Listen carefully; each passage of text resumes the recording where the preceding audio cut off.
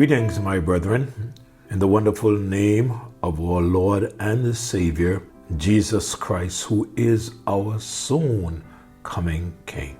What a joy it is to be able to come and share with you from the Word of God, and trust that the things that I would share with you would encourage your hearts, and that you will really just learn from the Word of God and apply the things that you would learn, and that would make you a better person for Christ. Several weeks ago, I spent some time with the matter of the family, and when I completed that, I began praying, asking the Lord what He would have me to speak on in these devotions in the morning.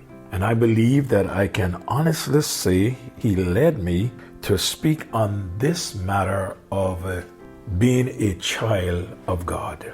A child of God.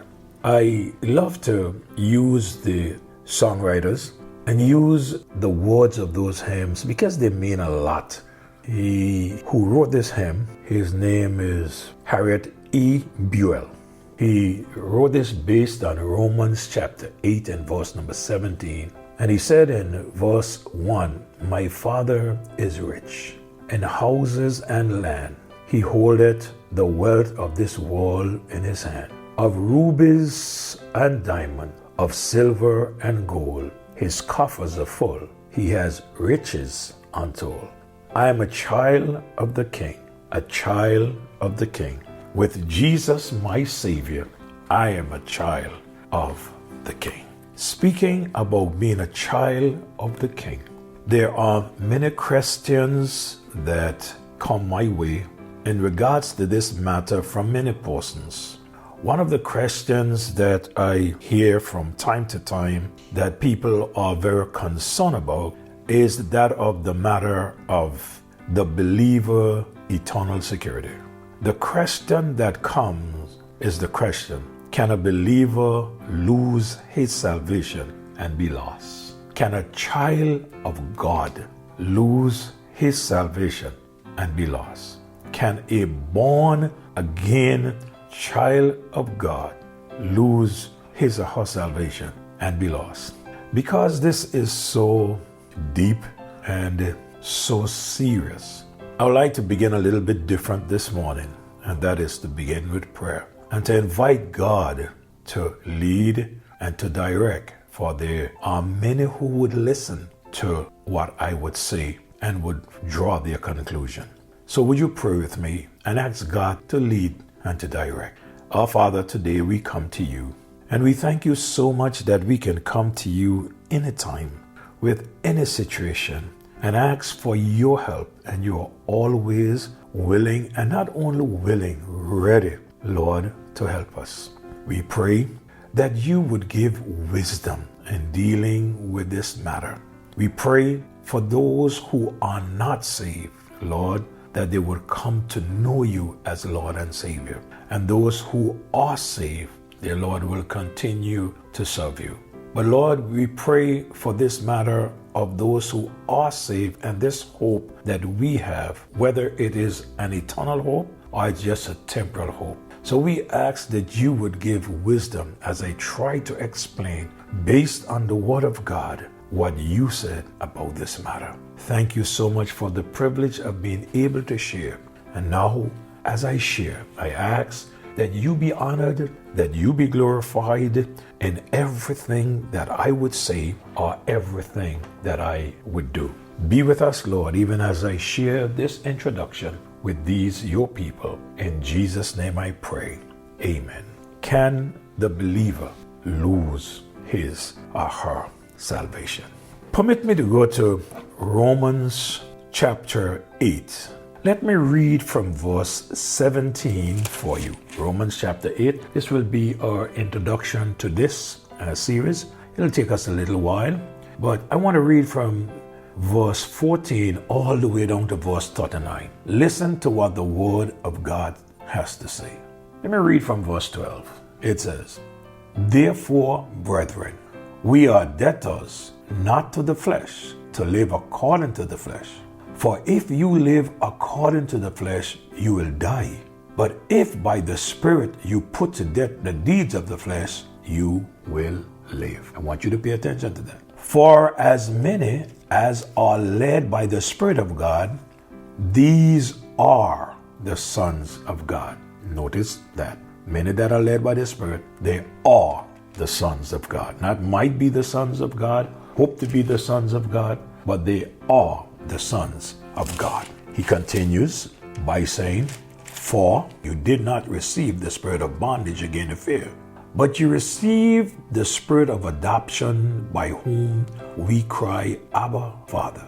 The Spirit himself beareth witness with our spirit that we are the children of God. I just love that. Look at the tense. We are the children of God. Verse 17. And if children, then heirs, heirs of God, and joint heirs with Christ, if indeed we suffer with him, that we may also be glorified together. Verse 18. For I consider that the suffering of this present time are not worthy to be compared with the glory which shall be revealed in us. For the honest expectation of the creation eagerly waits for the revealing of the Son of God. For the creation was subject to futility, not willing, but because of him who subjected it in hope, because the creation itself also will be delivered from the bondage of corruption into the glorious liberty of the children of God. For we know that the whole creation groans and labor with both pangs together until now. Not only that, but we also who have the first fruits of the Spirit, even we ourselves, groan within ourselves, eagerly waiting for the redemption of our body. For we were saved in this hope, but hope that is seen is not hope. For why does one still hope for what he sees? But if we hope for what we do not see, we eagerly wait for it with perseverance. Likewise, the Spirit also helps in our weaknesses, for we do not know what we should pray for as we ought, but the Spirit himself maketh intercession for us with groanings that cannot be uttered. Now he who searches the Spirit knows what the mind of the Spirit is, because he makes intercession for the saints according to the will of God. And we know that all things work together for good to those who love God, to those who are the called according to his purpose. For whom he did foreknow, he also predestinate to be conformed to the image of his Son, that he might be the firstborn among many brethren. Moreover, whom he predestinated, those he also called. Whom he called, those he also justified. And whom he justified, those he also glorified. Now verse 13.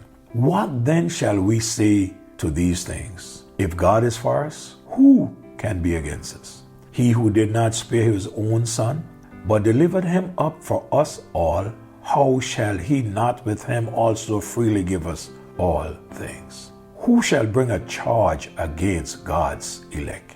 It is God who justifies.